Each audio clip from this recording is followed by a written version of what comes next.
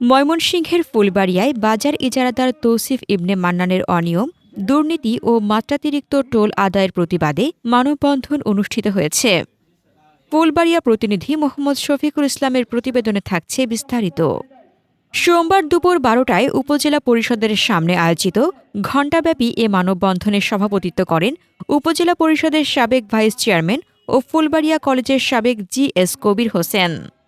মানববন্ধনে বক্তারা দাবি করেন, তৌসিফ ইবনে মান্নান বাজারের ইজারা নিয়ে নিয়ম বহির্ভূতভাবে অতিরিক্ত টোল আদায় করছেন। এ নিয়ে ফুলবাড়িয়া পৌর বিএনপির আহ্বায়ক AKM শমশের আলীর বিরুদ্ধে স্বার্থান্বেষী মহলের সাথে আঁতাতের অভিযোগও উঠেছে। বক্তারা অভিযোগ করেন, শমশের আলী ক্ষমতাসীন দলের সাথে ঘনিষ্ঠ সম্পর্ক রক্ষা করে সাধারণ ব্যবসায়ীদের হয়রানি করছেন।